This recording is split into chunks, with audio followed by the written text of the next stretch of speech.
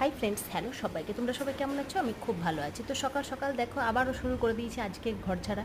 আর এই দেখো, এটা হচ্ছে আমার সেই বলে না ধানের একটা রাখতে হয় তো ঘরের লক্ষ্মীর জন্য। তো যাই হোক, মা লক্ষ্মী সব সদা সর্বদা যেন আমাদের ঘরে বসবাস করে, সবার ঘরেই, আমার ঘরে একাই নয়।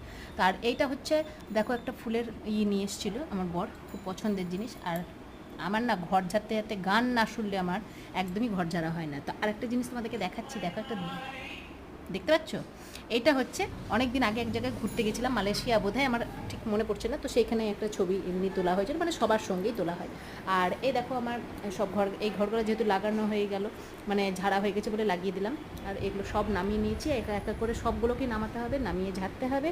আর এই ঘরটাও আমি লাগিয়ে দিয়েছি, কারণ কালকেই ওটা ঘর ঝেড়েছি। তো ব্যাস, এই রান্নাঘরটা আর এই ঘরটা করার খুব ইচ্ছে আছে। দেখা যাক কতক্ষণে কী হয়। আজকে খাওয়া দাওয়া করে লেগে পড়েছি। টাটা আজকের মতন।